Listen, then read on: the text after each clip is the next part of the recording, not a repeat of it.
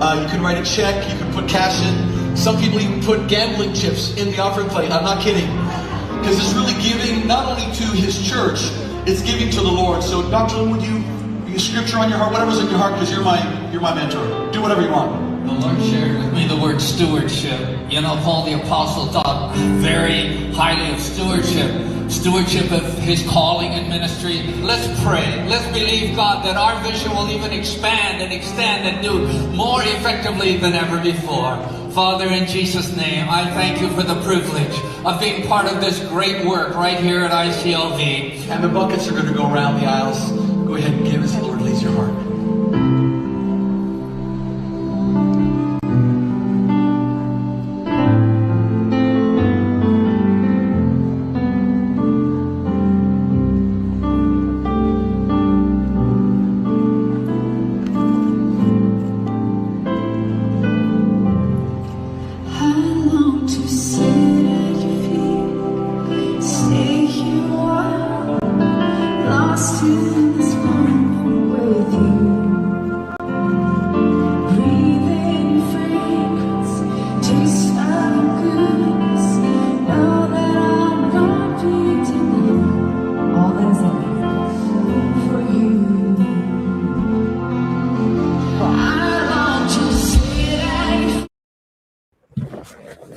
All right, 1 minute. It's one thing, it's another.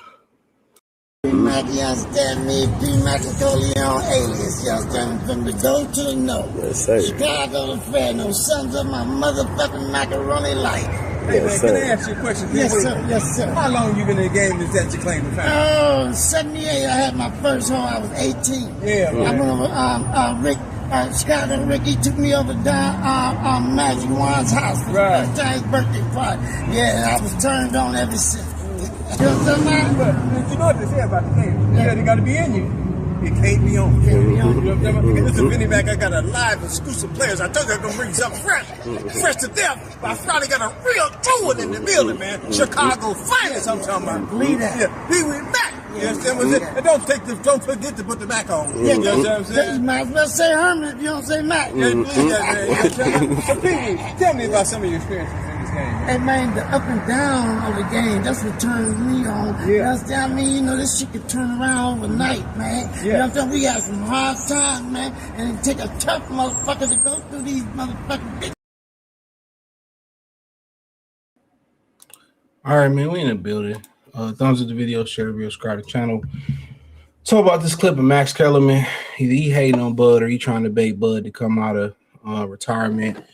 I know people was like, Max is invited to the barbecue, man. At the end of the day, bro, you know, I don't know when black people gonna wake up and realize they don't really have no allies, bro.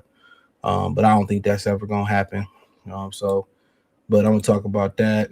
Also, Jermell Charlo being thirsty, and also Keyshawn Davis, right?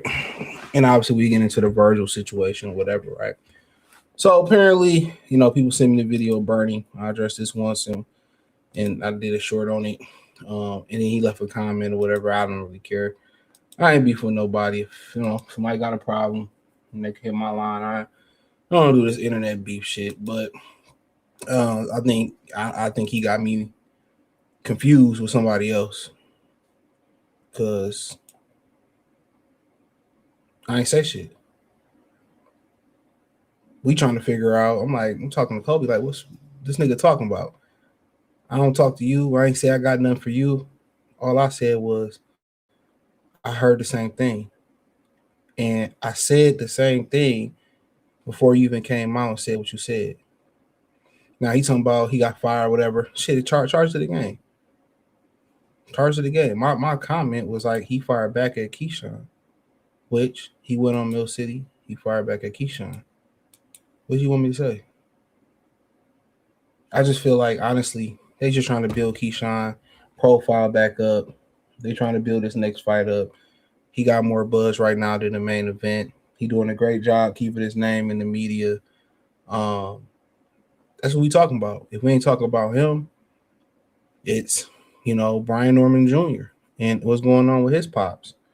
So, you know, my thing is, he tried to say that I got something from, I don't talk to you. So I couldn't have got nothing for you.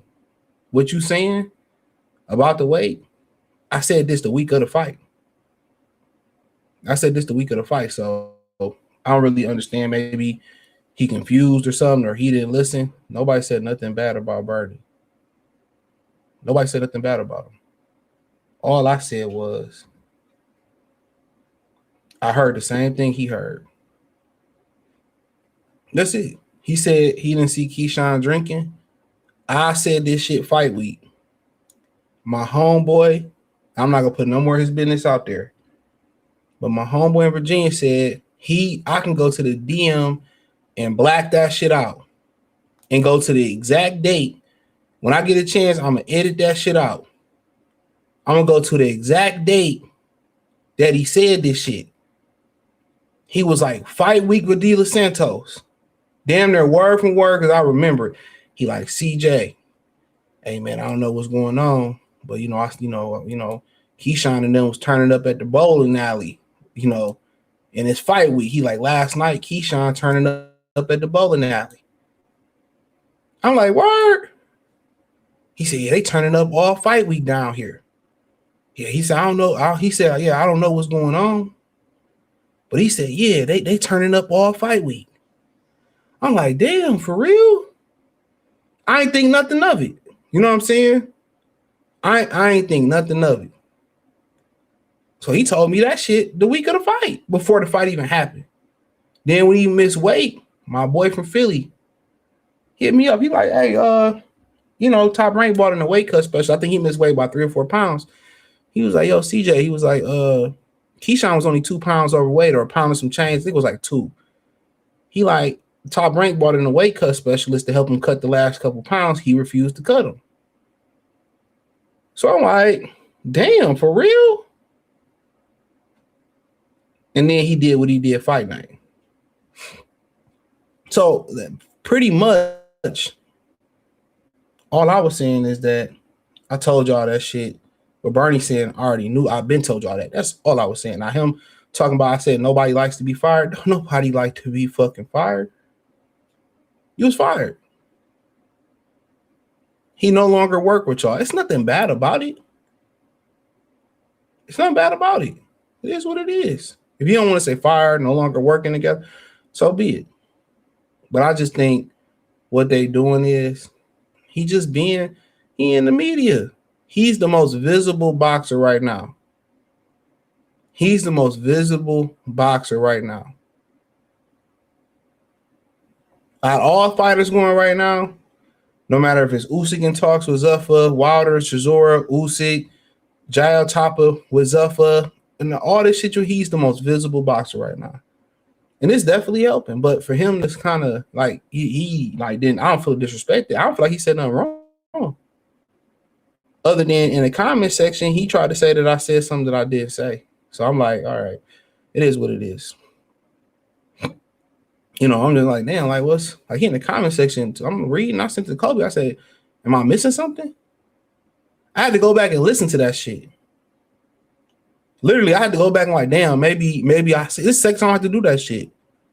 Somebody on my Detroit channel was like, yeah, you said, and I'm like, I listen, I'm like, I ain't saying that ain't what the fuck I said. That's crazy. And I just be like, at the end of the day, we just need to get back to some fights to keep it a beam. We need to get back to some fights.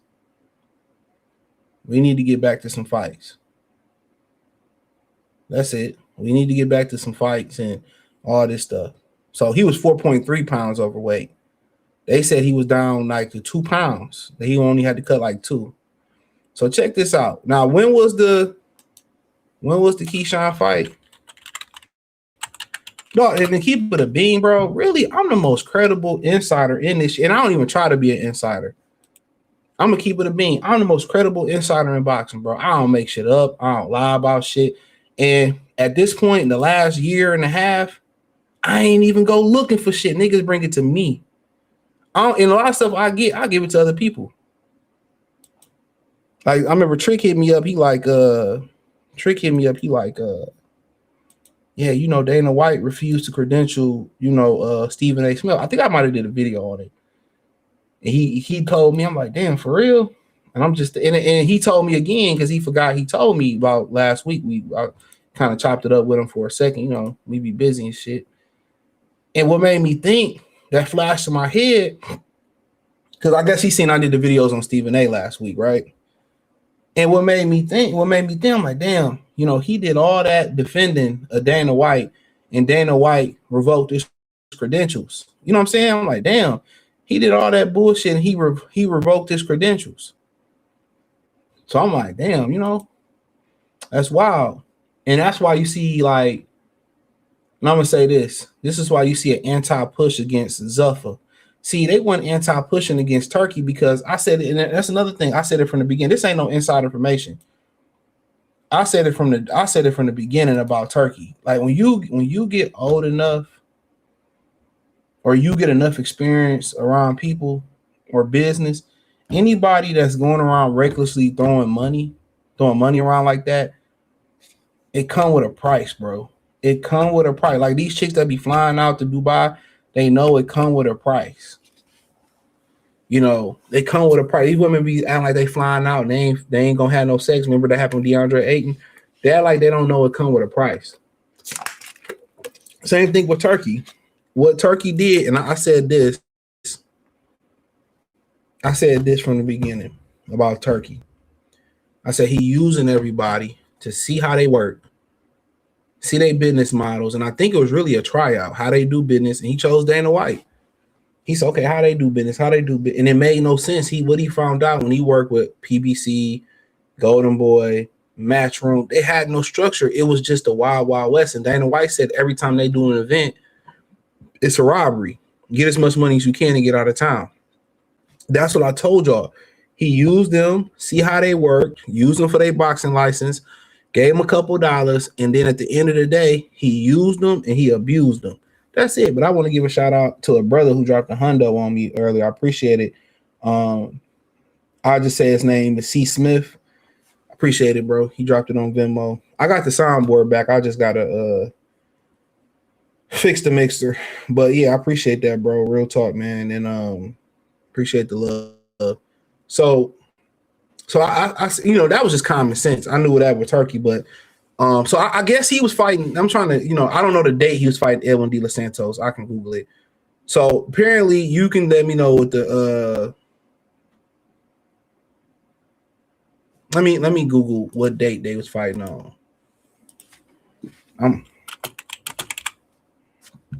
Let me see if we can Google June 7th. All right, so it was June 7th, right? The fight. So this is, and I can screenshot and black my man's name out. This is June 6th. He said, damn, my boy Keyshawn, my bad. My boy Keyshawn, he missed weight. They had a bowling event yesterday. Probably was in that shit eating chicken wings and like a king, nigga cutting up. He said they was lit last night. I don't know if he was eating, eating the whole damn bowling alley up, but you know he played with that weed and shit. He in the city, they've been turning up all week, probably too comfortable. He never planned on fighting. All right, and then he hits me back. He like I said he wasn't planning on making weight.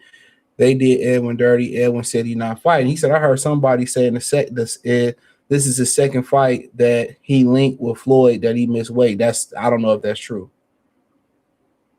Some other funny shit. He said it's like 5 niggas hit me up and said Edwin better not be in the city by sunrise. We sick out here. I mean, I don't know why they mad at him.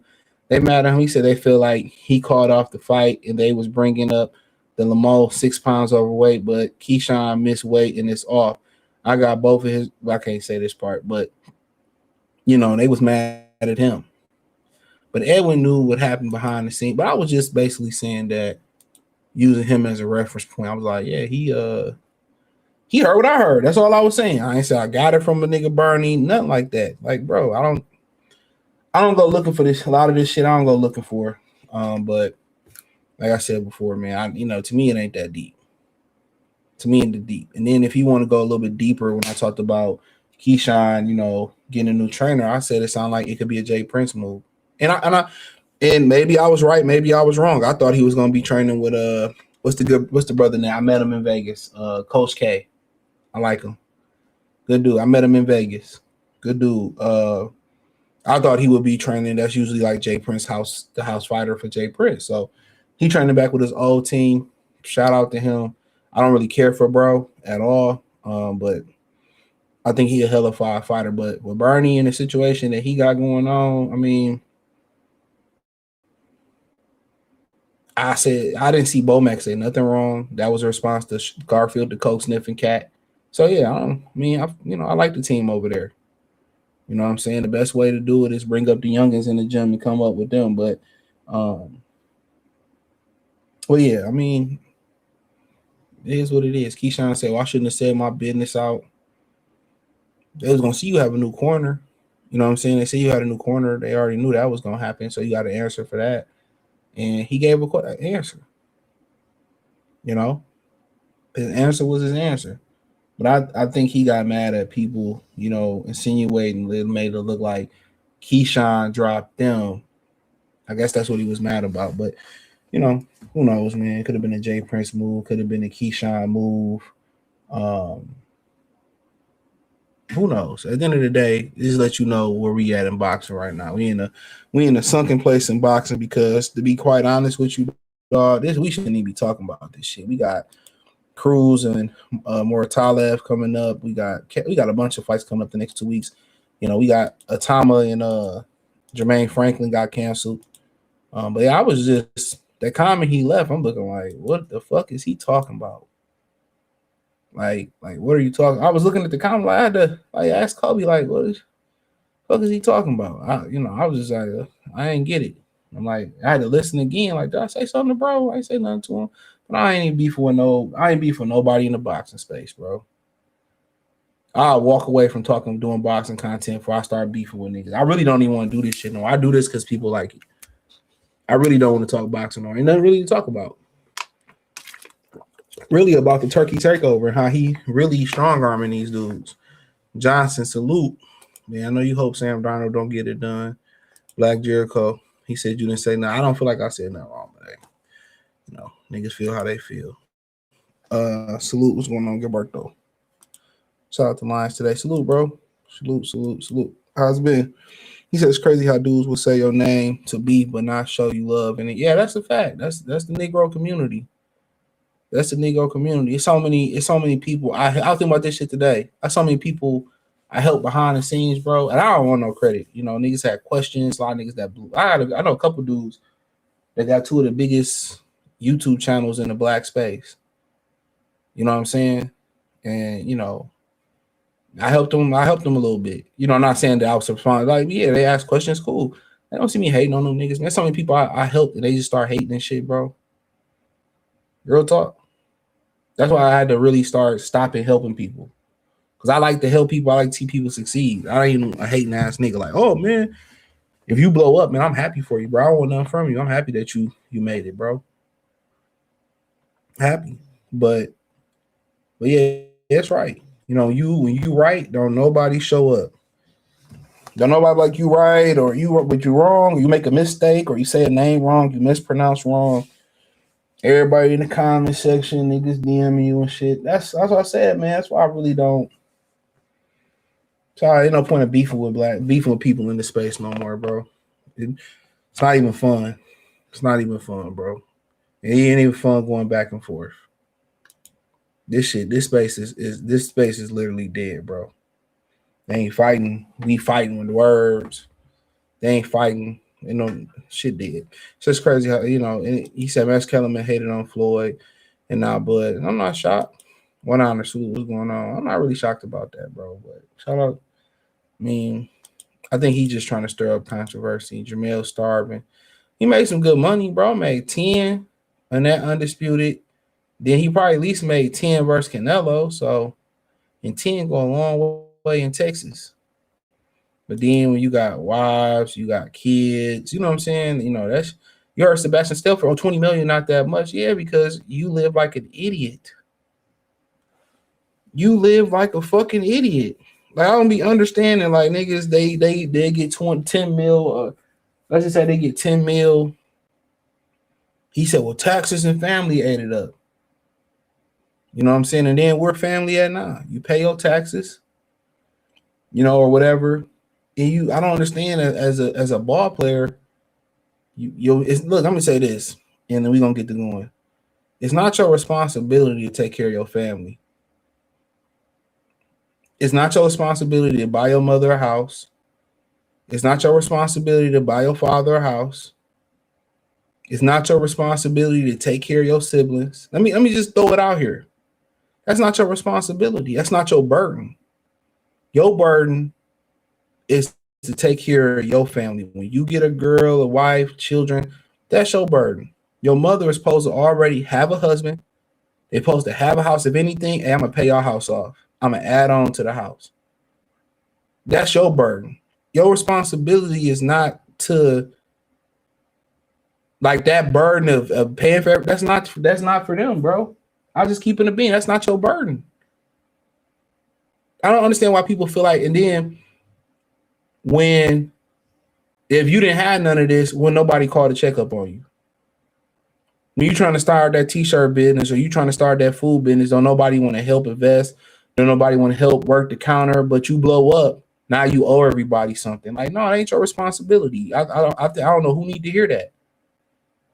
Just because you blood or you this, that, or we related, that ain't your responsibility. That's what people don't understand. When Jay-Z nephew asked him 10,000, he was like, it's not his responsibility. Like it or not, that's not your responsibility. I found a way. I made a way.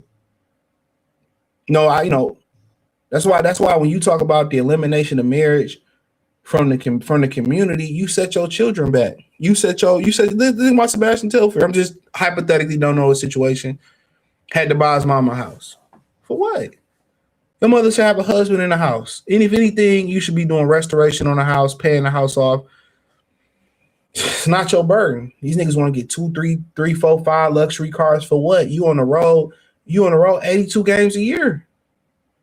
Oh, let me get Gucci and jewelry. Bro, you can fuck any bitch just based off I'm in the NBA and I'm 6'5". Like, what are we talking about? You got a condo here and this, like, for what? All everything you add to your lifestyle. If I go add some LED lights in my bedroom and I got to plug them up in the wall, I'm just talking, that's adding to my electric bill.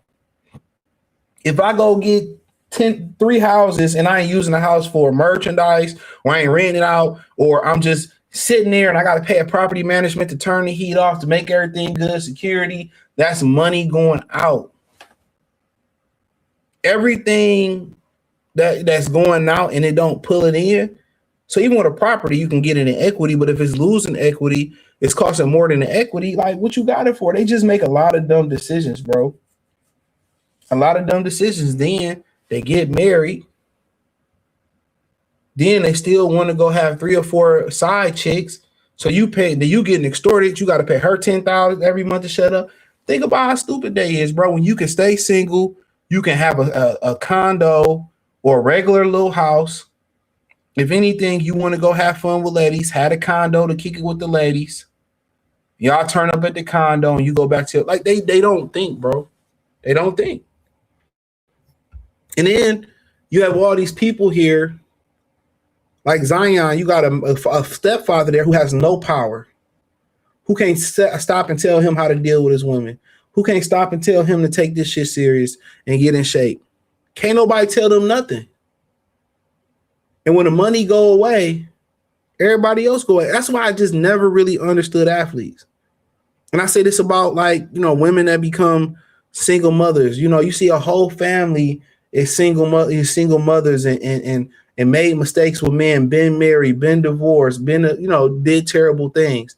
Or you see your father do this and do illegal stuff. You really want to walk in that footsteps? Come on, man.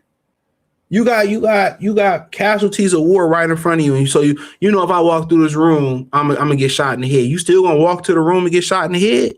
At least if you walk in the room and get shot in the head, come up with a strategy, shoot back, duck, tuck and roll, tuck and duck, do some jit, do the ghetto hokey pokey. But you still think I'm different. You got 100,000 million different NBA players, I'm exaggerating, that made this very same mistake. And you still got guys to this day thinking, I'm different. You blow your knee out, that money gone. Niggas got fish tank built in they wall, they $1 billion mattresses. Like, you like, what are you doing? Going to the club to turn. Well, why are you going to the club to turn up? Spending $10,000, $20,000 for what, bro? You can drive by the line. Oh, her, back to the condo. They're not smart, bro. So I have no sympathy. Well, 20 million isn't a lot in the grand scheme of things, but that's something that you should have invested. Or he could have lived off the 20 and lived a minimalist life, but you don't know how to do that. PBC versus Zuffa card, why not? Well, Zuffa still building a roster. So that don't make sense. You still the first person who brought up Keyshawn be off that Don Julio. Yeah, no niggas that seen him. Like I said, this ain't shit I'm going to look at, bro. Shout out to Drizzy. I ain't looking for dirt on these niggas. Niggas bring that shit to me. So I really ain't looking to smear nobody, especially no black man's name. I ain't looking to do that, bro. Honestly, I'm not looking to do that. People say this, and sometimes I get information to somebody else. Sometimes I might put it out there. It's a lot of shit, man. I got a video, allegedly, right? I got a video of a PBC fighter, allegedly, doing the fucking unthinkable, bro. I ain't gonna say what he was doing, bro. I don't even know who it is. It's a mystery guy. I gotta ask if we found out who it was, but the guy won't tell. You got a PBC fighter, man, that's doing the unthinkable. It's nothing nasty, it's nothing heinous. You know, it's like, nigga, bro. Like I told y'all about y'all heavyweight champ being in a hotel room with a transmission, bro. Like I told y'all about that shit. He was knocked out a transmission because she didn't tell him, or he didn't tell him he was a transmission. Y'all be surprised, bro. Y'all be surprised. Niggas is some wild ass shit, bro. Vinny, what's going on, brother? My boy Brenny Ochoa. We can start off with Max. We done with Keyshawn. That's crazy, bro. If y'all see what this PBC fighter was doing, what he doing for pesos? I ain't even shared this with nobody else. I ain't told nobody else, man. I swear to God, dog. If y'all seen what this nigga was doing for a paycheck, man, Al got these niggas out here bad, bro. Niggas got these niggas out here bad. I was gonna send it to Trick, and I tried to forward the message to him, but it wouldn't even let me, dog. That's the one guy I sent it to. Trick will find out who it is, though. That's the funny shit about it. My nigga Trick will find out who it is. The truth be told, I don't even want to know who it is. I assume it's a Spanish fighter. Or it's definitely a fighter that's, you know, a below 140. I'll put it to you that way. Yeah. These niggas. Oh, my God. You seen that? I hope it's a joke, but I don't think it is. These niggas, man. What Shaq saying? The biological wouldn't bother. What these people do for money. That shit was wild, bro. There's a lot of shit I don't say, bro. And I ain't even never on no coward shit where I ain't gonna say it because, you know, nah, nigga. A lot of times I say it, but when I don't say it, I just don't even feel like talking about boxing. Let's go.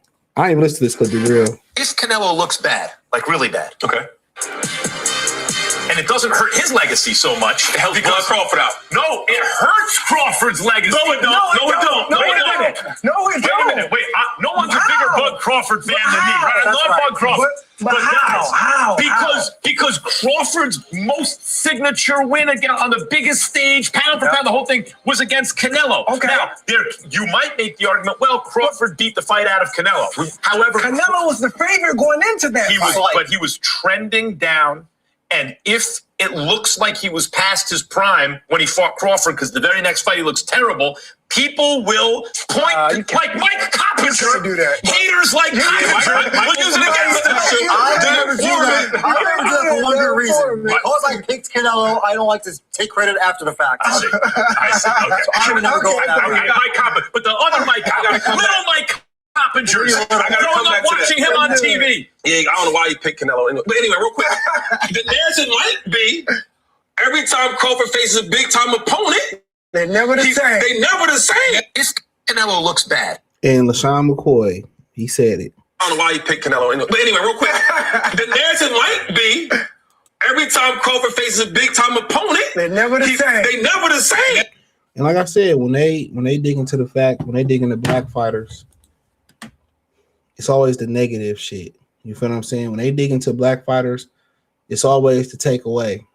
You know, believe it or not, they took away from Muhammad Ali. Remember they say, I believe in the rematch of Sonny Liston, he took a phantom dive. I think it was like Puerto Rico or something like that. So it's this. I mean, they ain't no different than being a regular black productive man in society. It ain't no different than that, bro. I be talking about that on the Patreon. I'm probably updated tonight. Bunch of videos. I might update it for the next week, 2 weeks. That's just what it is. When you a regular productive dude, especially, you free thinking, heterosexual, you doing your thing. You ain't a menace to society. You ain't got no kids. Or you got a family. You doing what you doing to maintain, to be a real one. You already know you a target. You a target, and I ain't even got to say that. Most, productive black men understand you become a target. You a target. You don't be bothering nobody at all. And with Bud, at the end of the day, it's always, let's diminish or take away. And part of that is just that black fighters have been dominant in the sport. So we got to find a way to curve the scale. They got another great one. And, it's kind of like, we got to find a way to pump up. And I ain't saying that Bam ain't good, but we got to find a way to pump up a Bam, or we got to find a way to pump up a new way. And we got to find a way to pump up this, and sometimes that's just the reality of it. It's the same thing with the Patriots. People probably necessarily was rooting for the Patriots back in the day when they was underdogs, but when they started dominating, I'm just tired of seeing the Patriots win. And I get it. And I definitely get it. Another great fighter, we got to find a way to take away from them. We got to find a way to diminish them. We got to find a way to undercut them. We got to find a way. And that's just what that goes in any sport. No, unfortunately, a lot of people didn't get to see the Bulls actually, face their fate and actually pass the torch and lose. We didn't get to see that. They didn't have to do what Detroit did and Boston and the Lakers did and had to pass the torch. They didn't have to pass the torch. They didn't have to. I don't think it was their fault. Obviously, we know what Jerry Krause was on. So, that's unfortunate. But, they turn around and be like, well, he ain't did this. And if Canelo looked bad, nah, man, this dude jumped up virtually really 3 weight classes. He had a fight with Madrimov. That was he didn't even have a shot of espresso to fight Madrimov. He never grew into 154 pounds. So realistically, he jumped up 3 weight classes, right? 3 weight classes. Didn't have a tune-up, was off so many years, was the older fighter. And, could this be bait to try to get him to come out of retirement? See, they didn't want to let, Larry Holmes, beat Michael Spinks. Which a lot of people feel like he beat Michael Spinks, and he really would have had a 50-0 record. This is how when Floyd go around, and his whole thing is a dick pulling contest. He got a vendetta against the heavyweights because the heavyweights is what drive boxing. If the heavyweight division good, however the heavyweight division is doing, that's how boxing is doing. That's just the usually the God honest truth, right? And that's why he was going around trying to boast about that 50-0 record that then nobody care about. Nobody care about that 50-0 record for what? So it's a heavyweight record. Real talk, it's a heavyweight record, y'all. That's why they didn't try to stop Floyd from being 50-0 and block the Conor McGregor fight or get him to lose that fight. Because in reality, it's a heavyweight record. But when Larry Holmes said, well, Rocky Marciano couldn't sniff my jockstrap, they robbed him. They robbed him. And that's why it's important for y'all to kind of know the history in general, man. Oh, they never been this bad. It's been bad. You know, at one point in Detroit, there was people that jumped out the U-Haul with chains and bats, and they called them the Jump Out Boys, and they would jump out on random pedestrians and beat them with like Louisville sluggers and chains and probably brass knuckles and shit. They would take shoes off people's feet and make them walk home without shoes. I remember my boy got his Pelly Pale stole. He was telling the story, niggas was laughing and shit, but it wasn't funny. He got his Pelly stole off his back at Cooley High. And he lived in the city, bro. I mean, he lived in the neighborhood. And somebody took the Pelly right off his back.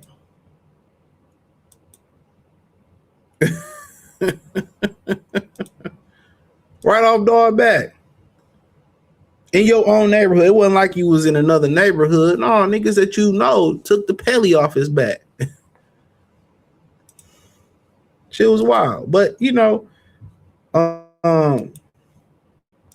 they gotta, you know, diminish you some way. When you great, regardless of color, you know, Tom Brady, you know, you hear Ryan Clark, oh, he wasn't a generational talent. Like, bro, got what, 6-7 Super Bowl ring? Like, what you mean?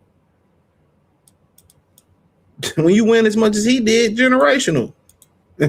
Peyton wasn't like, come on, man. So, you know, that's all I be saying, bro. Like, when you be just, you know, people just want to create controversy, and now people got to come up and be creative and come up with subject matters because motherfuckers ain't fighting.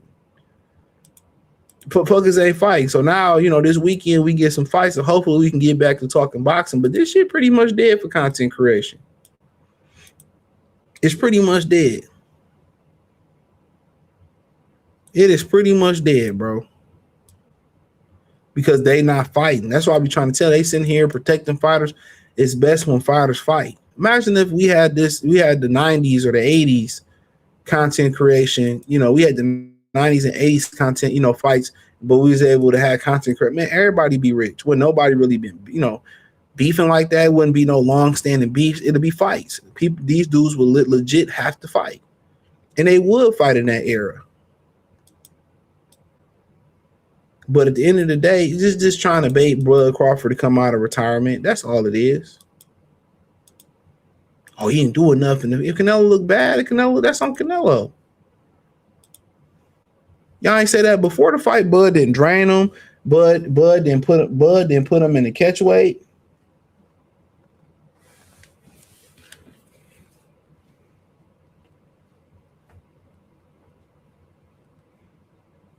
Bud didn't put him in the catch weight. So they can't say the catch weight drained them or he put a rehydration clause on them. They can't even say that. You know, when Bud, you know, beat Sean Porter, he packed it up. They tried to take away from him. Oh, the daddy threw the towel. The daddy threw the towel in. The daddy threw the towel in.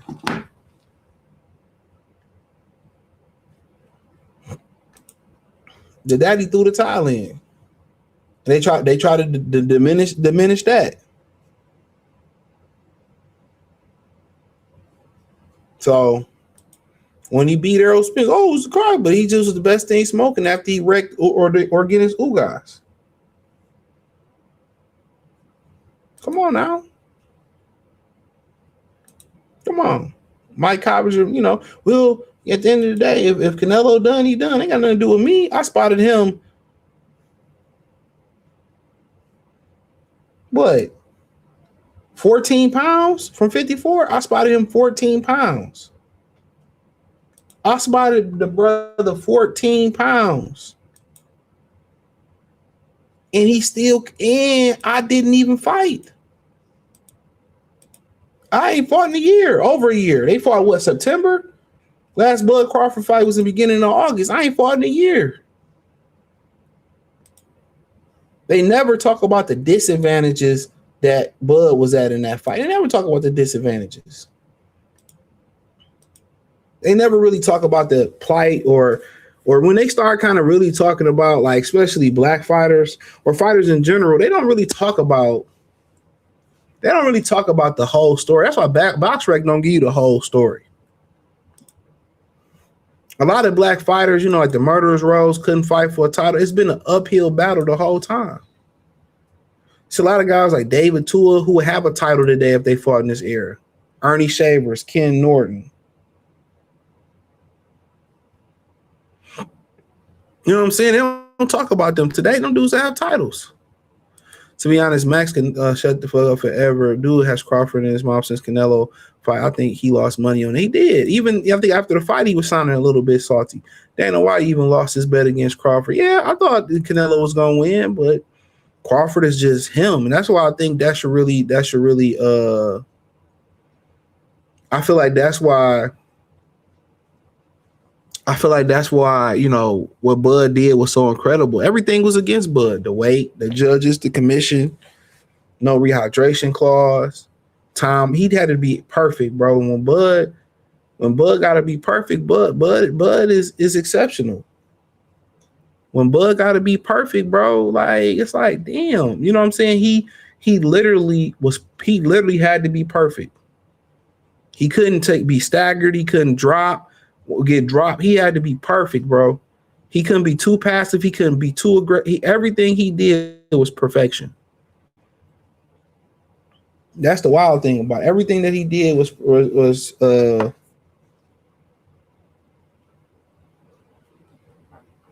on.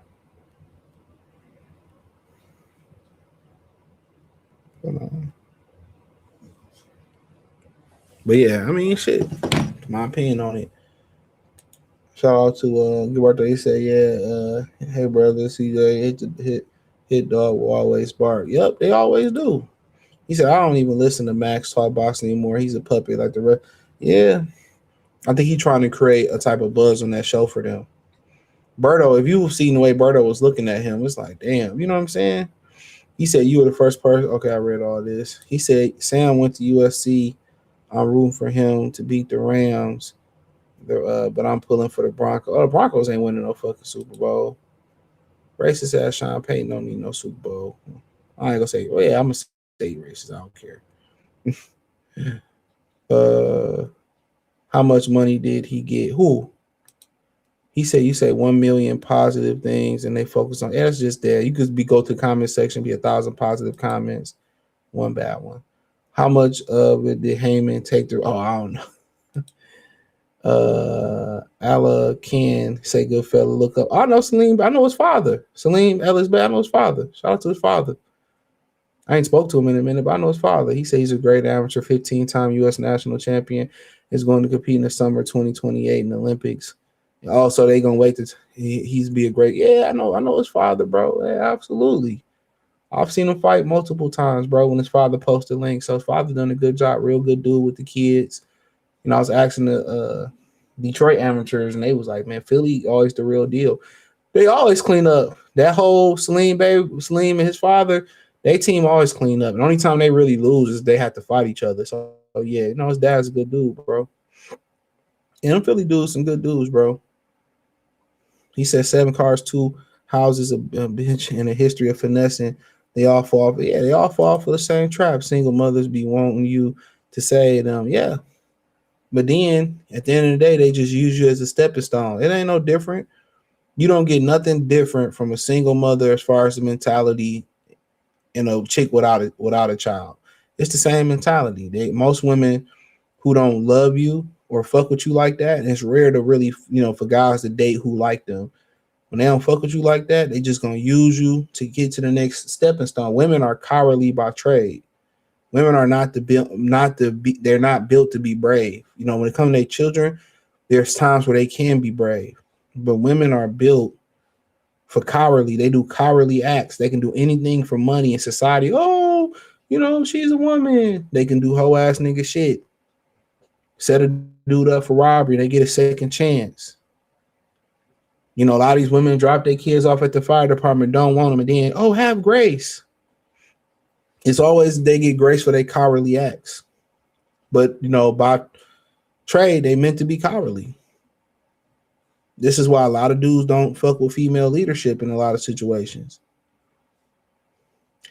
But at the end of the day, you deal with women, you got to understand a lot of times it's a means to an end. They just seeing what they can get till they jump to the next spot. Some women wait till they 20 years in the marriage to leave.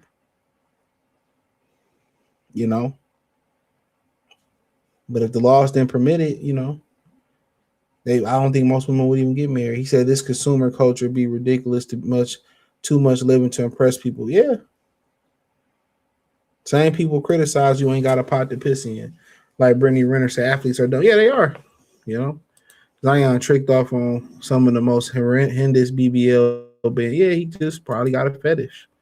Y'all seen they had Abigail Danger on the national championship? People didn't know who she was.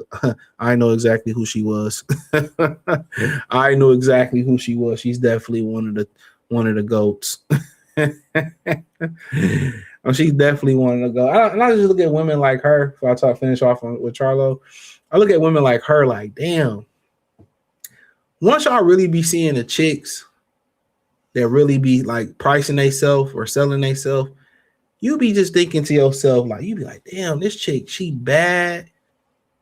And she chose to be a hoe. She chose to sell her body for a price point when all she had to do is get with a dude, follow his leadership, stroke his ego, and she'd have been good.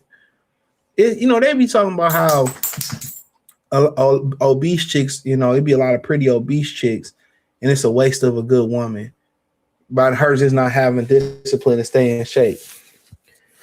But I think even more so than that, you got so many good women who I say when women do shit, sometimes there's certain things you can't come back from. They choose to hit the blade, whether it's porn, Figueroa Street, the actual strip, be a straight out whore. Oh, I need this, that for a man to be with me. All that's prostitution. Rather than, be a good woman, be nice, be kind, be feminine, be sweet, be polite, and care about a guy, learn a guy, and be saved. Ain't that crazy? They'd rather just take the coward's way out or the shortcut, not knowing when they get 30 years old, 35 years old, they all want the family. Don't believe this shit where women be like, oh, I don't want the family. Oh, I don't want to be. No, you wanted it. I don't believe no chick sit up there. I don't want to be. You wanted to have your fun. You just said the men get to have fun. You wanted to have your fun and then have children. Don't believe none of these bras. All they want to be. Yes, they did. Yes, they did. These chicks are so selfish that they wanted to have their fun.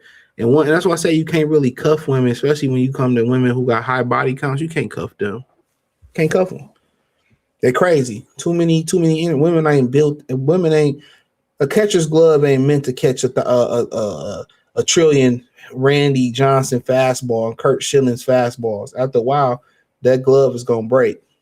That glove is gonna break. You're gonna need a new catcher glove.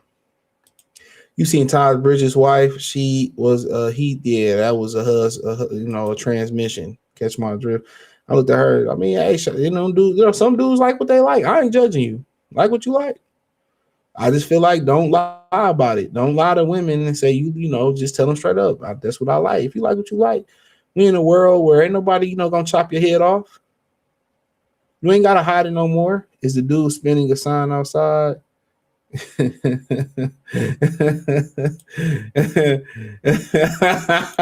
I'll just put this comment. I'll put that comment up for a second.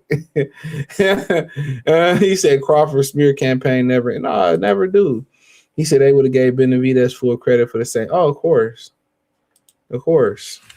He said you would have to only heard he was downtrending and got. Oh yeah, man. I mean that's what I said before.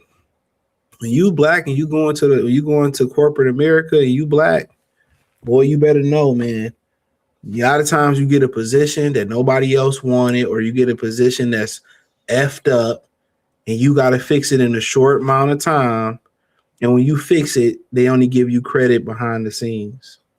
When you do a great job, they very, very quiet on how you do it. They want, they very quiet on giving you your credit. You gotta go fight for raises.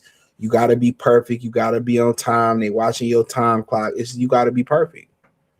You gotta be 10 times, you gotta be 20 times better than everybody else and don't even get average credit. And if anybody know, Pelly and the Celly, you wild. Ryan, what's going on, bro? He said, I only date women who like me. That's the only way to go, to be honest. That's the only way to go, is to date women who like you. I'm telling y'all. Now, at the end of the day, if you want to hit baddies, you got to understand, if you ain't got the personality, a lot of times you could just hit them by talking to them. Because dudes ain't going to really talk to them.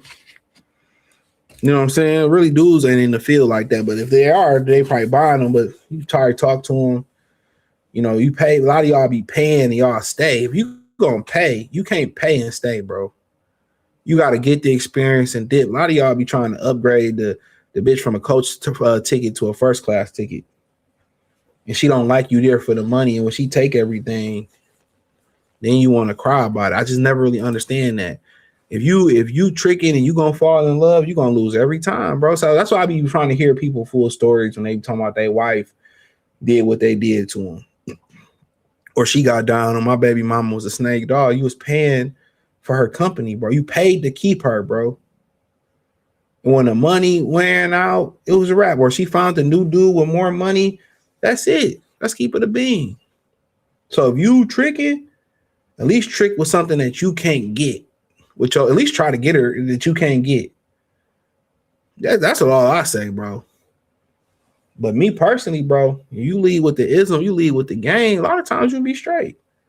My nigga, the rapper Detroit, Mac Nichols said the easiest way to fuck a chick is either balling or you funny. You got money or you funny. That's a fact. Bro, unless you on a Christian mingle, they all got hot body. Depends. It depends. It depends. There's some women out here that don't. For sure. Christian mingle, they probably got the highest body counts. There's women that, you just got to filter through these women. But there's a fucked up thing about it. They all sleeping with the same guy. STD breaks tell you that. Childbirth tell you they all got the same baby daddy. They all got the same baby daddy. So really, it ain't really no different than messing with an old chick than a young chick, just from a sexual standpoint of view. That's a fact. So that's a fact, bro. And society is unhinged for a reason. They use women to destroy a society, bro. That's the quickest way to destroy a society. What they did with the black community in America is what they duplicating in China, what they duplicating in America amongst other races. That's all. It ain't social media, bro. It ain't mainly social media. It ain't. That's why I like single men, that single dudes that's chilling, bro, or married dudes that's in a good marriage, they winning. Other than that, it's scary out here in these streets. You got first ladies wearing see-through. Yeah, that was why I talked about that. Dresses in the passion service. He took that's his second wife. I did a video where the first wife was commenting on it, but that second wife that pastor got, Jamal Bryant, who said Cam Newton got some sexy legs, easy. He's a Panther fan. That second wife that had the see-through dress on, he allegedly took her from his friend. So his friend was fucking with her first, and he upgraded the chick. I told y'all, once you start kind of really digging into the hit, like you really start asking people questions about, the child support case, or you start asking them questions about their divorce or what's going wrong in their relationship, bro. A lot of dudes are not going to be honest. You're going to have to really know how to read body language, and when they say certain things, and you will understand. I knew this dude, bro. He was messing with this chick we went to school with. I ain't know her like that. But my boy did. And he like, yeah, he with her. He like, yeah. And I remember she lived across the street from bro. And I told him, I like, you got to make her pay bills so she going to move in. Never happened. She quit the job, had him paying everything. I'm like, got you. Had the baby, ran right back to her baby daddy. Got you, bro. Seen a hardworking dude, responsible, stack his bread. I'm pretty sure she want to cook. She want to clean. I done seen a lot of brothers put up with terrible shit. I was part of them at one point. Put up with the bare minimum, bro. Like, I wouldn't even say the bare minimum, bro. I see a lot of brothers, man, if they go overseas. Matter of fact, if a lot of these dudes get a Becky or a woman that was raised in a semi-traditional relationship, and a chick come over and rearrange your towels, clean and cook for you and stuff like that, and you know, you like, what? The bare minimum. It's a lot of dudes that take the bare minimum, bro. They don't even know and something better. But a lot of dudes staying single, bro. Saving money, chilling. But it's like, man, I'm telling y'all, man. I watch these Mexicans around here every day, bro. These motherfuckers don't make 10% of what I make. Just off my 9 to 5. But they women faithful. Well, look faithful, but they believe in what they doing. They get 3 or 4 different people. They all work in. They all, you know, pay the bill, stack their bread, save and get a house, do it again. Real spill. Real fucking spill, bro. So when you when you looking for somebody, you got to find somebody that's working with you and not against you. A lot of times I was dealing with women that was working against me the whole time. I had more traction when I just was having hoes that I was just fucking with. Crack, get out. Or we chill, she smoke, we drinking. All right, cool. On the weekend, crack, get out. Till you find something of substance. That's you gonna have more fun just having a little rotation, bro.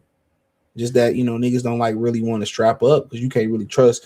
You sleep with more than one person, or one person you can't even trust them to do right. You know. So then really you playing roulette with your dick, you playing roulette with, you know, abortion scams and shit like that. So but yeah, you know, it's you know, but if you kind of got a solid like 1 or 2 little chicks you messing with, like, yeah, you don't deal with the stress, especially if you dealing with a chick that got a husband or a boyfriend, or you dealing with one of them strong and independent women, them business women. They low key, they really the best ones to deal with. You know, you can skeet up all in them. They ain't trying to have no baby, bro. Only when they kind of get around that 35 age, then they start kind of talking about wanting to keep it and shit. You know what I'm saying? You know what I'm saying? But they 20, 30, 32, 33, they ain't even on that shit. They'll burn the condom for you. They'll flush that shit for you. They ain't trying to have no kids. They go to the doctor. They get their checkups. They worried about their bag. You gotta, you know, if they, you know, you make something serious when you gotta kind of deal with that little bit of like alpha bitch that they ain't really no damn like masculinity a little bit, but they the easiest one. They like, you know, the ones if you could just keep it casual with them, that's all they want. It's the best ones to have. Baby mama here or there. They ain't trying to spend the night, hang around. You get yours, and she can just get the hell out. They be running back to their house. You know, I done had chicks, you know, front couch, kid with the door open. That's why I be like, man, if I get a chick pregnant, we gotta stick together. I done did some wild shit. Shut up, dog. I had a chick, kid woke up. I had to wait till the kid go back to sleep to slide out the door. That shit was wild. Like a lot of y'all, I remember I was talking to a dude at the gym. That shit was funny. And he was like, yeah, he got split custody and shit. Cool dude. He like, he's like, yeah, I was telling him, I'm like, yeah, you know, bitch don't be shit. Woo, woo, woo, woo. He said, my baby mama would never, and she wouldn't. I'm just looking like, nigga, please. I'm with this nigga like, nigga, please. When chicks want to get them rocks off, bro, man, they don't care nothing about the kids. They be having Pookie, Tyrone, 10 felon Ted in there. They be having 10 felon Ted tearing it up. I remember that video where the girl was cheating and the man walked in and she threw the baby on the floor and the dude and her was laying in the bed while the baby was asleep on the floor. Nasty work, bro. Niggas is so numb to coming in and they woman cheating and shit. Niggas is numb to it. You niggas ain't even fighting or beating a nigga up no more. Like we got a birth rate that's in a decline. Every developed country in the world has a decline in birth rate.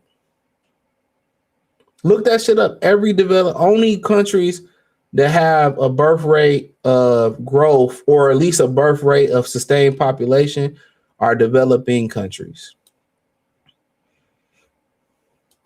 Real talk. It's the developing countries. If I'm researching me right, every developed country has a birth rate that's not sustainable. Is not sustainable for society.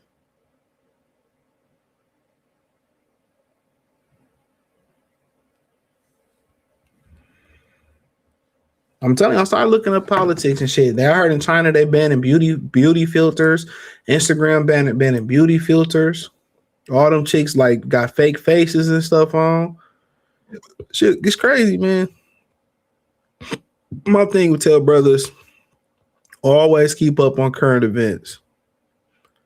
Always. But yeah, let's talk about Jermell Charlo. So, he came back and he begging to fight Virgil Ortiz, Jerron, and it's told them to go back to 47 if they can't get it done. My thing is this, my thing about Jermell is why are you still competing at 54? Why he ain't going to try to go to 160? Why he ain't trying to go to 160 and get it popping? Why he ain't trying to go to 60 and get more belts?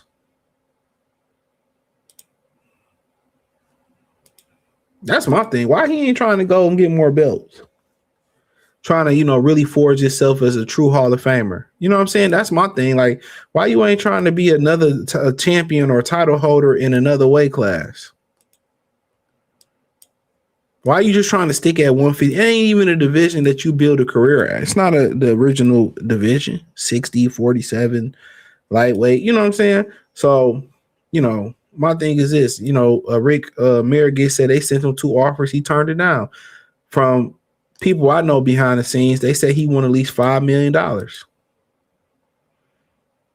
That's the good word on the street. He won at least $5 million to come back. And I guess they didn't think him and Virgil generated $5 million.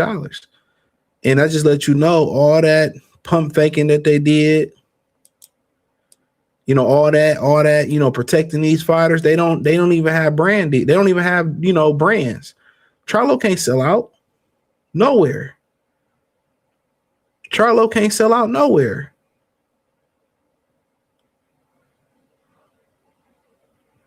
That's the crazy thing about it. He can't sell out nowhere. So now, he older and he think what do you really bring to the table?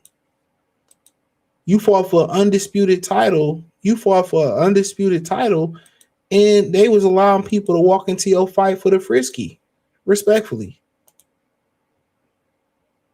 So now you sitting here, you demanding, X, Y, Z, and you don't generate it. Virgil don't generate money like that. At this point, Jerron Boots Ennis don't generate money like that. They don't generate the money like that. So I don't really understand, when these dudes, I deserve this and I deserve that. Bro, I was overpaying y'all the whole time, and it's who said this? Robert Garcia said he think that the fight will get done between Jerron and Virgil Ortiz. And, maybe some of this talk will just allow the fight to be more monumental than what it is. But, in my humble opinion, to me, this is just an excuse. This is an excuse to kind of have I was so worried about beefing with Golden Boy. We were so worried about beefing. You were so worried about beefing. I can really focus on the fight. It sounds like this is an excuse. They really don't want to fight, even when it boiled down to their livelihoods. It was attached to this fight. If Golden Boy didn't make this fight happen, guess what? They lose a TV deal in a climate where they're not giving TV deals out. All this to protect Virgil Ortiz. And now you got Jermell trying to get in where he can fit in. And what happened to call Al? Send me a contract. He want money that he don't generate. He never generated. He was overpaid. And then you don't even want to step up to another division and try to capture another title. And that just lets you know where we are at in society. People don't want to keep everybody doing something for money. And when you start doing any and everything based off of money, that really becomes demonic, bro. That's what women are on. Everything that they ask for, it's predicated on them wanting money. As men, we don't have the luxury to do any and everything for $1. Believe it or not, we don't have the luxury of that. We get judged if we go out there and we do something for $1. We can never get that respect or that dignity back again. We don't have the benefit of doing any and everything for $1. If you do certain things for $1 and you twerking on the corner to pay, hey, dude, most dudes gonna rather go to the upper room than face the embarrassment of going back to their homeboys and doing the embarrassment of twerking on the corner for $1. We can't do everything for money. A lot of times, when we compete, it ain't competing just to get the spot or get the win. Sometimes it's to compete to tell the next motherfucker, I'm just better than you. Sometimes it's just for the love of the game. When we hooping and busting our homeboy ass or busting the other team, yeah, we won the game, but a lot of times it's just to say, nigga, I'm better than you. And a lot of guys ain't gonna admit this. You and your man's trying to crack this chick, right? You crack her, like, nigga, I'm better than you. Humbly. We supposed to compete at certain things as men. We supposed to compete. That's just the way it is. If a nigga can touch what you couldn't touch or obtain what you couldn't obtain, what Benny Siegel say? You can't see he can't see what I seen, touch what I touch.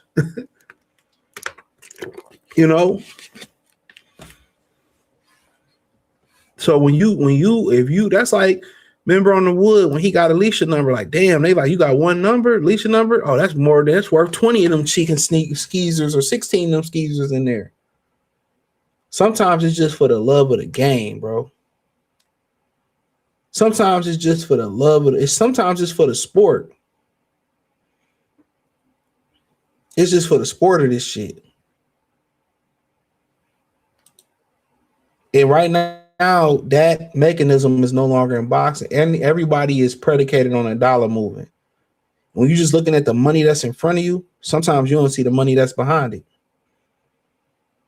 This move right here, I might make this move just to kind of give an analogy, and it might make me take 10 steps backwards.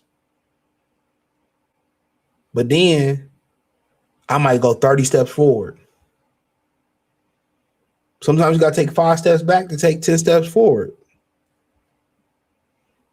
You feel what I'm saying? So most the boxers don't understand that. Oh, this is the most money for the least danger.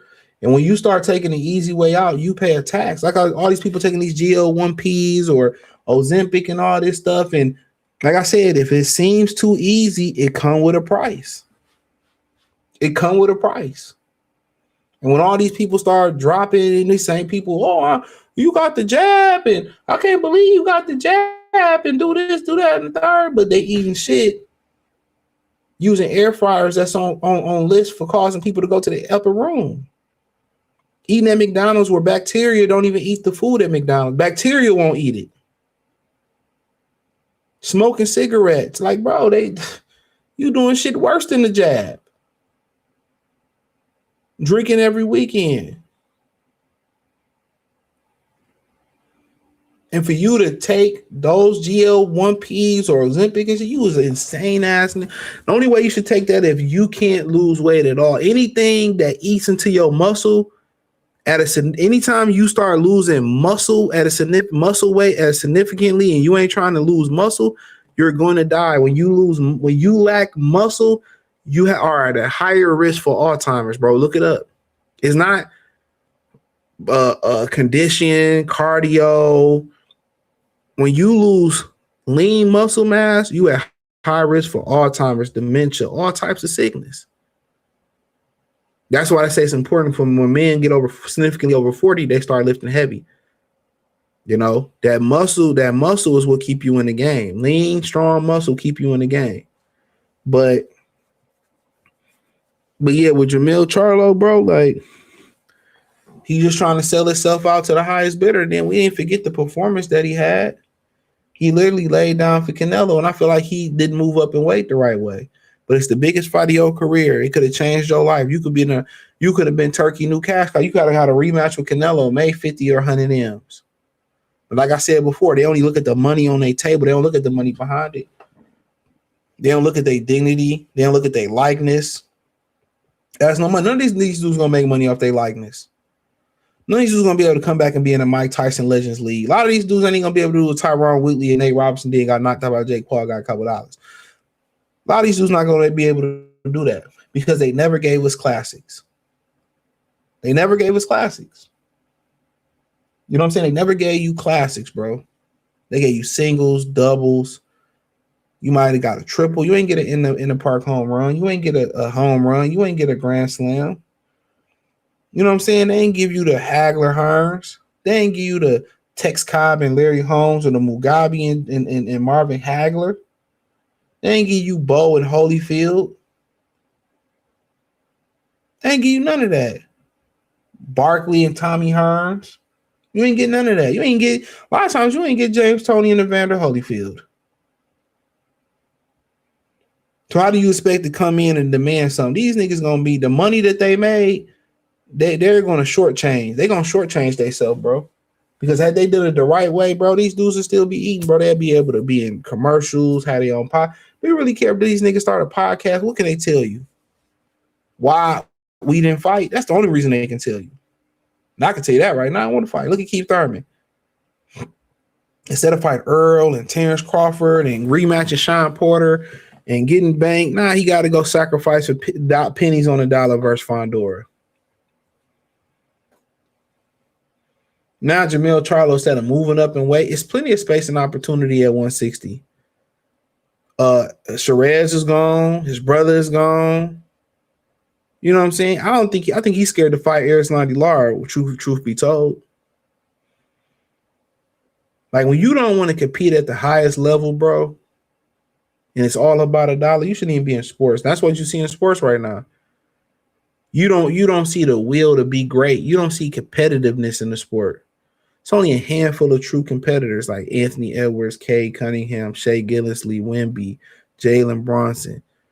You know what I'm saying? You don't really see the Tyrese Maxey, Derek Quinn. You don't really see, like, that's one thing I admire about Kevin Durant. And maybe he may be chasing another ring to prove Golden State. But Kevin Durant legit love to play for basketball. He legit love that shit. One thing I love about Brady and Madden, they legit love to play the game. You see it today. Our athletes don't love what they do. They don't love it. It used to be like we used to be in the front yard, and our dream was to play at the big house in Michigan. It wasn't even to make money. Our dream was to play at the Coliseum out there in USC or play for UCLA or, score a bucket at Madison Square Garden. That was niggas' dreams to go to the PSL championship in New York City and be able to play at MSG. This ain't their dream no more. Let alone go to the league, go D1, go D2, go D3, play overseas. Let alone to play in the NFL, make money swinging the bat. That was the ultimate dream. And if most of us got there, we would have cherished it. These athletes don't love what they do. They don't love the hoop. You get paid to hoop. They don't even want to show up. I can understand not wanting to love to get punched in the face, but I feel like to be a fighter, you got to love the contact. You got to love to get hit. You got to love pain. You got to love getting hit. You got to love running the miles. You got to love what you do. And there's so many of these dudes who don't love it, bro. And they just going through the motions because they couldn't hoop or because they couldn't pass the SAT or they wasn't smart enough. They don't love what they do. They don't love it. And you just did not get a context for like getting up every day, training for football. I feel like you got to love it, bro. I feel like you got to love it. But basketball, bro, like that was niggas, especially in the 90s, bro, as growing up. Iverson, Jordan, that was the ultimate dream. Not everybody be like, everybody wasn't like I want to be like Mike. Like, yeah, you want to be like Mike Jackson and Mike Jordan, but you ain't really want to be Mike Tyson and go through that shit. It look fly. That's the ultimate thing, is to be able to beat another man and beat him to your hoop. But really, niggas wanted to hoop. Like, they wanted to be Mike with the shoes, the Grant Hill finger roll. We would die for that, bro, as kids. To be in the league. We want to play all 82 games. You know what I'm saying? Like, just times has changed. The value is not on none of the craft no more, man. This is what happens when you get a generation of feminized young men, a generation of men that was raised by women and don't know what was it? The Bronx Tale, where he told the son, a real gangster is a man who goes, and y'all can correct me on the movie. A real man is a man that goes to a job every day that he hates to provide for his family. That was deep. That's what he said. That's what a real gangster is. I was like, hey, man, that's a fact. That's gangster. That's a real gangster. I ask questions, I answer them real quick. But that's gangster. I definitely 100% agree with that comment. That's gangster. That's part of your DNA, is to sacrifice for your family, but you get an opportunity to have a 1% job, bro. You know what I'm saying? You get an opportunity where people would give their soul to do it, bro. And you don't want to do it, bro. That is crazy, bro. Like, you see it in Gen Z. The reason why millennials going, you know, and Gen Xers and baby boomers gonna still be in the work for, maybe not baby boomers, we're still gonna be in the workforce, is because, you know, what's these niggas? Gen Zers have been raised not to work. I did a short a couple months ago where a woman say she don't want her, you know, she don't put stock into perfect attendance awards, and she thinks children should have mental health day. No, nigga, get your ass up and go to work. A lot of us seen our grandfathers, our fathers, our uncles, our brothers, and our fathers' go to work, back hurting, limping, getting in the truck. They sick, sneezing, taking NyQuil, mixing it with the DayQuil, and they going to work. Rain, sleet, snow, sunny, bro. It was all grind. And when a woman can't teach a man that. When a boy see that, he understands and get the tutelage. He understands that you know, you got to sacrifice for your family. You got to make those sacrifices. This is what you just do as a man. Regardless. How many, remember back in the day, and I'm going to read these last comments. Remember back in the day where you can cash out your vacation days. It's not that prevalent that much, or relevant that much anymore. You know why they stopped letting people cash out their vacation days? Because men wasn't taking them. Men was coming 15, 20, 30, 40 vacation days, and at the end of the year, they was cashing them vacation days out. So they did the OT and all that, and they was cashing them out a month and a half, 2 months of vacation. They said, oh no, you got to start using these vacation days. Because a lot of jobs, when you use your PTO, you can't get overtime. You know, that PTO, you know, you work 8 hours, you know, you got to work 48 hours to start getting, or you got to work another 40 hours before you start getting, you know, overtime. So men were the reason why they stopped cashing out a lot of PTO, personal time or vacation days, because men wasn't using them. It's real shit, bro. So when you see a man go to work and do a job every day, that teaches you that, to be consistent. And mostly when you don't see a man doing it, most young men just think I can beat video games, and the mama didn't make them do nothing, and the mama didn't even give these niggas life skills no more. At least the mother used to give you life skills. Go pick up a rake. Go pick up a shovel. Hey, go out there or go in that kitchen and cut them onions up. Okay, chop that chicken down. Or this is how you fry the chicken, and this is how you clean out the sink, and this is how you clean the tub out. This is how I want you to wash and fold the clothes. Now, you know, even the girls and the young boys aren't even coming with the female domestication no more. The millennial men have the female domestication. Some of these dudes know how to sew. And Gen Zers too. Or Gen Xers, excuse me. Gen Xers too. Baby boomer dudes, and some of these dudes know how to sew, make pies and cakes from scratch. Now you got women and children being raised in these households, and they don't even have domestication, in-house domestication no more. The mama ain't do nothing but cook noodles, buy McDonald's. All they food in their refrigerator is all freezer food, pre-made food. So you're not even getting household lessons no more. Men don't even know how to cook. Women don't know how to cook. Men don't know how to cook no more. They having babies and they eating noodles and hot Cheetos on these kids as babies, bro. You wonder why these motherfuckers can't read, bro. It's a sick world, man. What's Sinbad say? When there was a real bomb on Jingles, it's a sick world. A lot of single mothers are not good people. Yeah, a lot of them. Man, I didn't take dated chicks and talk to chicks and been cool. And they told me straight up and down, I don't want to be a mother. I hate this shit. It's crazy, right? I ain't judge nobody. I know it can get hard. I got Shakur. So I seen a clip on Overtime. These high school era don't even watch football. They asked them about the playoffs, and they say they don't watch football. Oh, yeah, you'll see that a lot in boxing, too. You ask the amateur kids, they don't watch most of them don't watch professional boxing. Yep, that ain't nothing new. I can go back early 2010s. Let's talk to amateur fighters. They don't even watch boxing. They don't watch professional boxing. Nope. A lot of these motherfuckers in sports because this is what their parents put them in. It's crazy. It's crazy, bro. They ain't interested in women. They ain't interested in sports. They ain't interested in education. These niggas want to be streamers. That's crazy. Life skill and communication is lacking with this new era. They struggling. Yeah. They don't know how to strike up a conversation no more. They don't have subject matter. Don't know how to communicate. Yeah, it's a wrap. It's a wrap. I'm telling y'all, man, they going to be back in slavery, bro. I really think it's aliens trying to, take the planet from us. I'm starting to really believe that shit.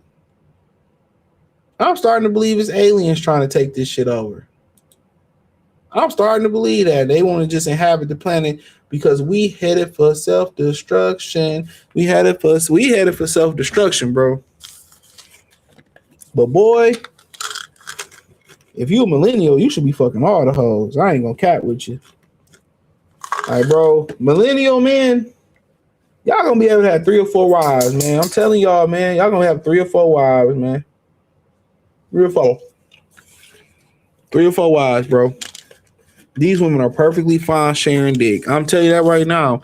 Because the Gen Alphas and the Gen X, well, these niggas, what they, the Gen Z, man, it's a wrap.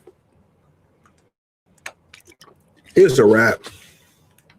It's a wrap. It's a wrap. A lot of these niggas don't have no ambition. No ambition. They don't know how to do nothing. Change a tire. Hustle. They don't know how to socially communicate. It's a wild time to be alive. It's a wild time to be alive. A woman to be just so happy to have a conversation with you.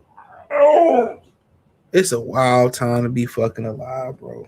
I promise you to God. These older niggas, man, dog, we gonna have to be in shape because who gonna fuck these hoes, man? Who gonna fuck these hoes? We got to populate it. We gonna be 70 years old having to still populate, bro. Like, telling y'all, dog, when I be going out, dog, and I be seeing people go out, it don't be nothing but bitches. I was at the casino this weekend. I went to see Eric Spears and shit. He was funny as fuck, like I said. And we had a little room, whatever. So I'm downstairs and shit. I'm walking the casino floor, about to play some roulette. That's the only thing I play. And I'm about to play some roulette. And I seen this lady. She had a golden doodle. So y'all know Potty is a labradoodle, my mom dog. I started talking to her about the golden doodle and shit. She was with her mom and shit.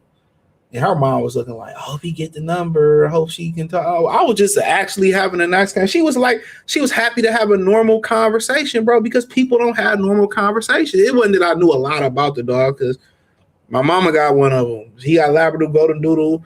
You know, she was saying, "Oh, you get it from here," and she was just happy to have a genuine conversation. There's so many people that you try to strike up a genuine conversation with somebody today. With these younger people, they don't know how to have a general conversation. They don't know nothing, bro. I told y'all 45% of Detroit, study done by Wayne State University, say 45% of Detroiters, I think it was done in 2016 or 19, are illiterate, bro. Half the Detroit population, I believe it, bro. I was thinking to myself all last year, like, damn, you know, people is stupid. No disrespect, bro. People are stupid, bro. And I'm just looking like, dog, people stupid, dog. I promise you. Yeah, but talk to somebody, you just be like, yeah, me, like, dog, like, it's, man, we in trouble, man. We in trouble, bro. Like I said, we better get our paper together, stay in shape, get our guns up, get our gates up, get us a bunch of dogs. We in trouble, bro. These young niggas ain't, man, bro. Either they gonna be sending themselves to the upper room or you got to clap these niggas, man. And these women, before I get off, they fighting more than the dudes. I seen 2 Trailer Park Beckys versus 2 Keishas on Instagram, bro. Trailer Park Becky, I swear for God and 2 white man. Trailer Park Becky was fighting Keisha. The other Becky was fighting Keisha, and Becky was getting down on Keisha. Keisha kind of got Becky. Somehow they got flipped up. The white girl, I swear for God and 2 white men. If y'all seen the video, the white girl, they all was laid on each other. Like one Keisha had the Becky, and the Becky put both Keishas in a headlock together while her friend was on the bottom. She put 2 Keishas in a headlock, bro. I've never seen that before. Women are fighting more now than ever, bro. I seen a few women on X shoot the fade and beat dudes up. I seen the Ling beating her Lee up, and she was throwing a right hook like a man. I seen a dude like CD Lamb on Instagram. His girl just punching him. Why you cheating on me? See another girl with a belt. Man, these niggas out here, man. These niggas, man, you gonna need some horse tranquilizer. These women, bro, they done feminized men so much. Remember the Brad was crying to the Becky, he worked at Domino. Oh, I don't want to go to work today, man. This is what happened when you allow these hoes to raise your kids, man. These women to raise your kids. This what happened. No father figure, you got a partner, nigga. It's starting to darken my heart to get to my liver. Nigga, Tracy, a whole ass nigga. He told you no father figure, you got a partner. Shout out to my nigga Coach Malachi, man. Y'all go subscribe to True Media Podcast, man. He told you. No father figure. You got a partner. He already, when niggas say that, oh, he on some whole ass nigga shit. He said it's dark in my heart. It started to get to my liver. He said I was trying to talk to the youngins while I was at the gym and they ain't want to say 2 words. I said, we do. Oh, man, all the time, bro. I let them niggas kill themselves now. Dead ass. I remember, man, I was telling somebody this shit today. My dude I work with. I was telling him today. I seen this chick and she was on the incline and that bitch dropped on her. This like probably last summer. I was watching that bitch. Dude came over and helped her. This bitch always like, she don't say nothing. I'm just like, nah, I ain't about to get me too. I just watched the bitch like, she was like, the dude came and saved her. I just watched. I was right next to the next incline over. I'm like, damn, it's fucked up. Yeah, you be trying to. I remember I said the dudes and they was deadlifting like 1 plate or 2 plate. I'm like, bro, y'all strong as hell. Throw three plates on there. Oh, that's too much, man. I'm just looking like these niggas. I'm looking like, bro, what are you talking about? I'm like, you do know you supposed to be able to do double this of your body weight. You can't tell them nothing, bro. I'm gonna keep it a beam, bro. I remember I seen this white chick, bro, and that's how I know like Brad be like so like. And she was young. She was like 16. Maybe 17. I don't know if that was her brother, her boyfriend. So she's struggling, bruh. She's struggling, right? The shit tipping. She's strong enough, but he went to go do his thing. She did. I'm like, you struggling and shit. I'm like, just follow the stripes on the bar. The stripes tell you where to put your hands at on the bar. So you got some people that put their hands outside the stripes. Some people say, oh, this is no. This will work for you. Some people put their hands on inside their way. the stripes or the lines on the bar, sometimes they a big ass stripe, sometimes it's 2 lines, sometimes it's one little single line. You put the line on there so you can be even.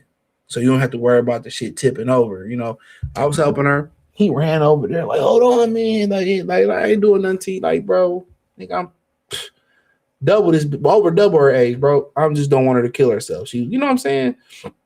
But they be protective over their Beckies, bro. Real talk. They be protective over their Beckies, bro. I'm like, I don't even play in the snow, but yeah, they be protective over their Beckies. But yeah, I know a couple times I be trying to help, and dudes be, you know, wondering why they don't get no results.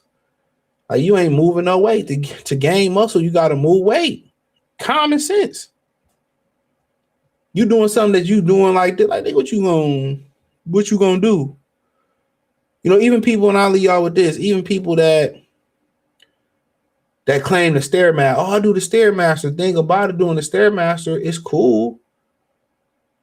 But if you really have to run for your life, nigga, you ain't trained to run. That's why I tell dudes run.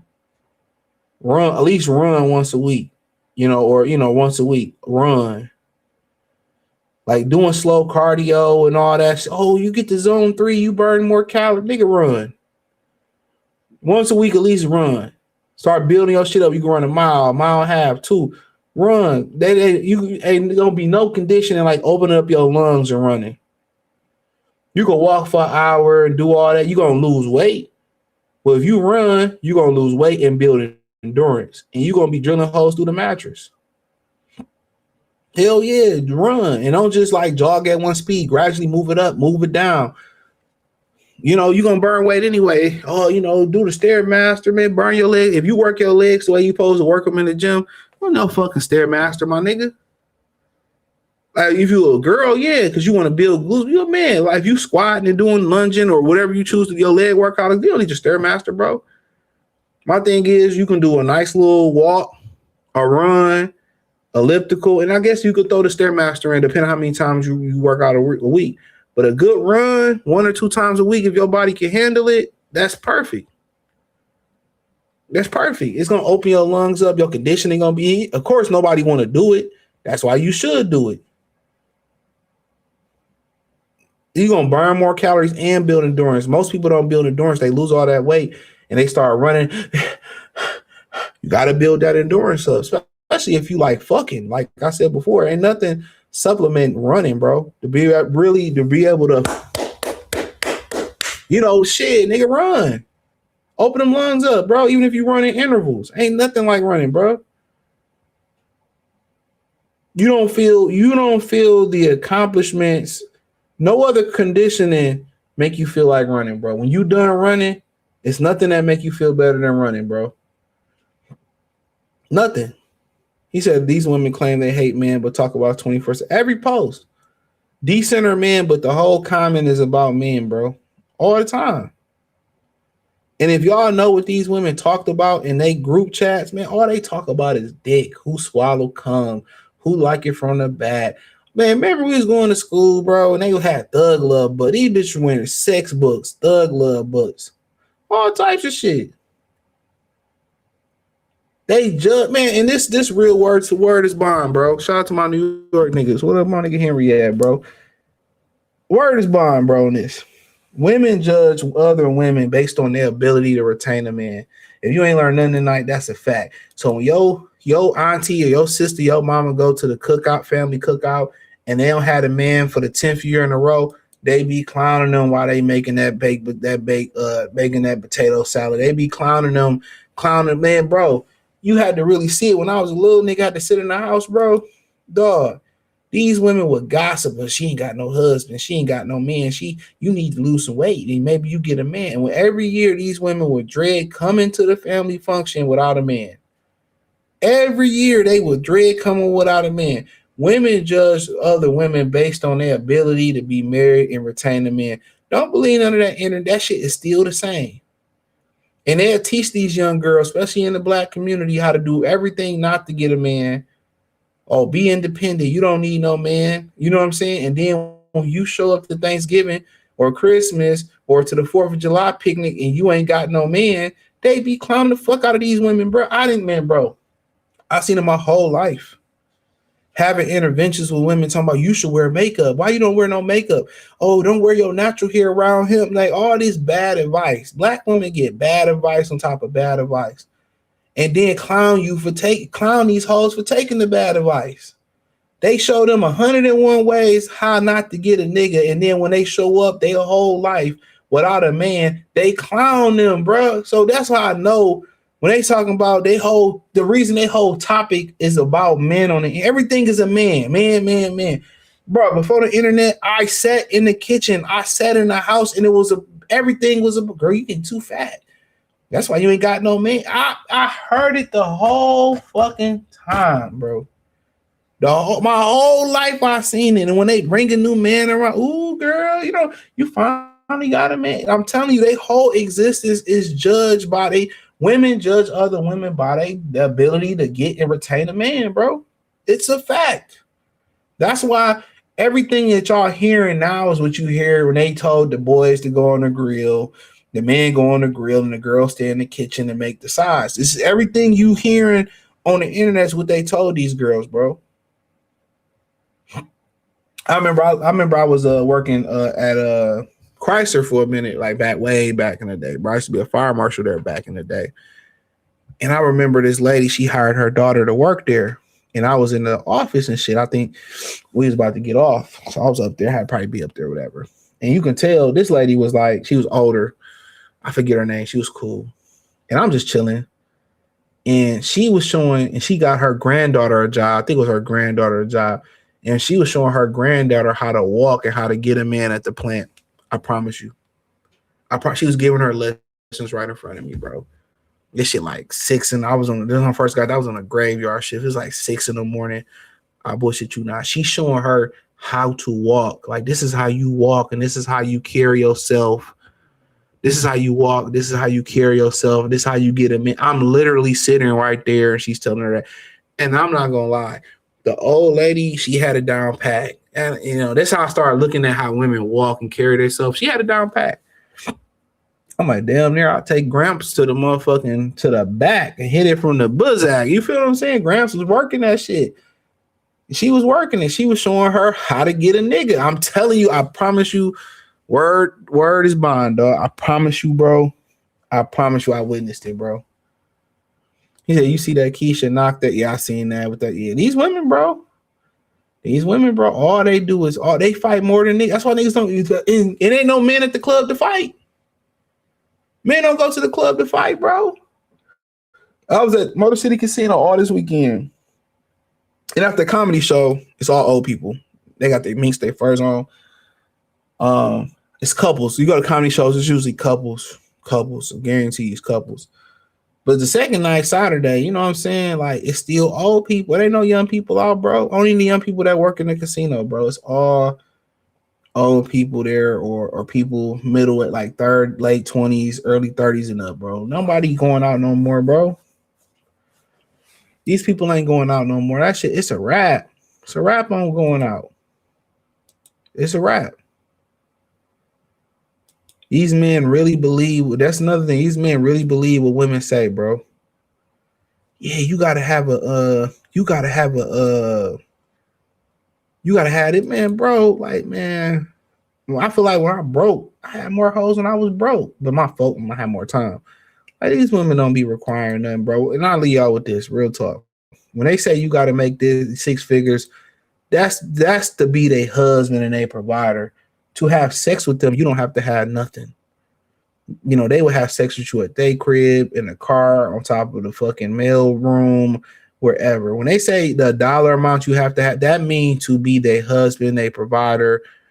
That's all that means. That doesn't mean you have to have this to date me. No. You got to translate. You got to speak womanese, man. And the only reason I know how to speak womanese is because I just was around. I lost with so many hoes in school.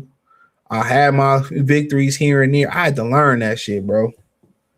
I had to learn through failure. I had to learn through all that shit they talking about on the internet. I knew that coming up, bro. I had friends that was players. I had female friends. I knew that coming up. Everything that they saying now is shit that I've been through. And the faster you learn it, the more successful you're gonna be with it. You'll be able to weed the good ones and the bad ones out. And the more you really understand that you ain't no different than nobody else, I seen an ugly nigga take a chick that I wanted. She chose an ugly nigga. This nigga looked like, man, the dude from Earl and Space Jam, Toe Jam, and Earl, bro. I swear to God. Once you really learn it, it ain't gonna be no hard feelings.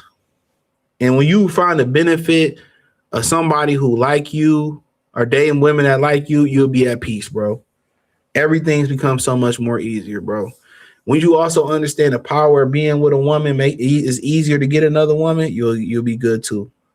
Every man creepy, every man broke. This woman really gonna lie. I mean, at the end of the day, remember Cynthia G was talking about, oh, black men are dusty, and then she got knocked up by Pookie, who already had multiple kids. Like, get out of it. They just be talking, bro. Women are creepy, bro. Women are weird. Well, if you ever witness how they friend group operate, you will understand, bro. They at the table talking about splitting a $500 bill 5 ways. Like, bro, niggas don't go out and do it. We all go out, bro. We ain't really worried about splitting the bill. Like, nigga, I got it, bro. Next time you get it. We ain't at the table calculating and put, man, nigga. Here, I got it, bro. See y'all next time. They fall out over the dumbest stuff, bro. And then if somebody bring a boyfriend there, the other girl gonna find out everything about the boyfriend because the bitch gonna run her mouth. All chicks run their mouth. Real talk. Soon as you crack, or they gonna run their mouth about how you hit it and what y'all doing. They all do that shit. They all be like, I swallowed this and I take this. He put the thumb here. I'm telling you, they all do it, bro. Women don't know how to shut up, bro. And that's why they homegirls be wanting to try to get with you. I want that. Or he did this for me and we did that. And they homegirl snake her. And these niggas don't have no discipline. None whatsoever. If you can't turn down no pussy, I feel like you ain't no real man. I stand on that. It's niggas in here right now who never turned down no pussy. I done turned down so many chicks, bro. You have to, bro. Like, if it don't sound right, some of y'all don't care if it don't smell right, bro. Y'all still going in. Like, you on some high school shit, nigga. Shit is crazy, bro. But appreciate y'all, man. Thumbs up the video, share the video, subscribe to the channel. This is gonna be one for the books. I'm pretty sure replay gang gonna be crazy. Peace.